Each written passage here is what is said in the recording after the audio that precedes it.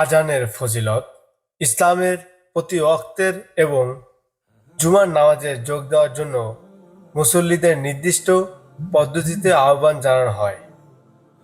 আজান নামাজ পড়ার আহ্বান কোরআনে সূরা মারিয়ার ৫৮ আয়াতে বলা হয়েছে, আর তোমরা যখন নামাজের জন্য ডাকো তখন তারা তাকে হাসি তামাশা ও খেলার জিনিস বলে নেয়।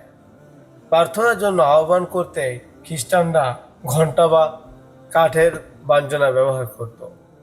ইহুদিরা সিংহা ফুঁকত। হযরত মুহাম্মদ সাল্লাল্লাহু আলাইহি সাল্লাম মদিনায় আজানের প্রবর্তন করেন।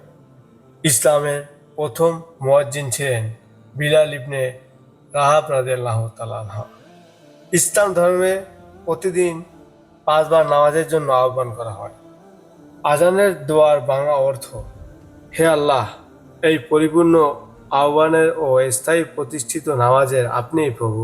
হযরত মুহাম্মদ সাল্লাল্লাহু আলাইহি সাল্লামকে সুমহান মর্যাদা দান করুন এবং তাকে ওই প্রশংসিত স্থানে অধিষ্ঠিত করুন যার প্রতিশ্রুতি আপনি তাকে দিয়েছেন, আর কিয়ামতের দিন তার সুপারিশ আমাদের নসিব করুন। নিশ্চয় আপনি প্রতিশ্রুতির ব্যতিক্রম করেন না।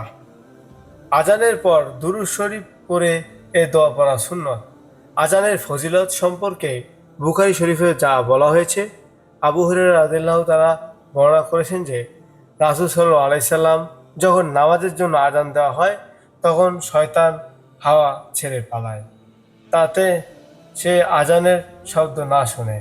তখন আজান শেষ হয়ে যায়, তখন সে আবার ফিরে আসে। আবার যখন নামাজের জন্য একমত বলা হয় তখন আবার সে দূরে সরে যায়।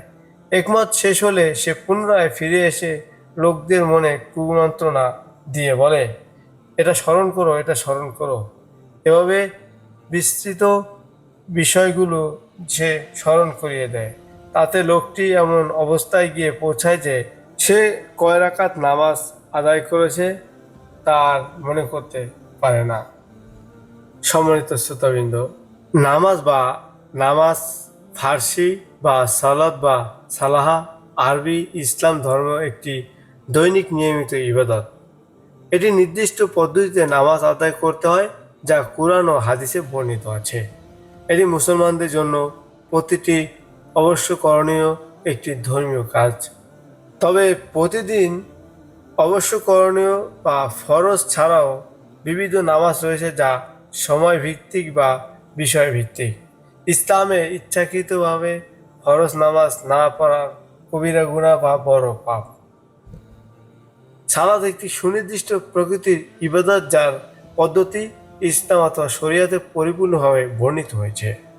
নামাজ তাকবীরে তাহরিমা দ্বারা শুরু হয় এবং সালাত ফিরানো দ্বারা শেষ হয়। সালাত ইসলামের ৫টি রুকনের মধ্যে দ্বিতীয় রুকন। নামাজ প্রতিটি প্রাপ্তবয়স্ক ও বুদ্ধিজ্ঞান সম্পন্ন নারী পুরুষ নির্বিশেষে প্রতিটি মুসলিমের জন্য ফরজ বা অবশ্য করণীয়। পবিত্র কুরআনে ১৭টি আয়াতে বলা হয়েছে সালাত প্রতিষ্ঠা করো। যে ব্যক্তি নামাজের প্রতি যত্নবান থাকে কিয়ামতের দিন ওই নামাজ তার জন্য নূর হবে এবং কোরআনের সময় নামাজ তার জন্য দলিল হিসেবে এবং নামাজ তার জন্য নাজাতের কারণ হিসাবে। যে ব্যক্তি নামাজের প্রতি যত্নবান হবে না, কিয়ামতের দিন নামাজ তার জন্য নূর এবং দলিল হবে না। তার জন্য নামাজ কোনো সন্দেহ থাকবে না, বরং ফেরাউন, হামাম ও উবাই ইবনে খালফের সাথে তার হাসর হবে। আল্লাহ তাআলা মুসলিম উম্মাহকে সহিহ তরিকায় সঠিক পদ্ধতিতে নির্ধারিত সময় নামাজ আদায় করার তৌফিক দান করুন।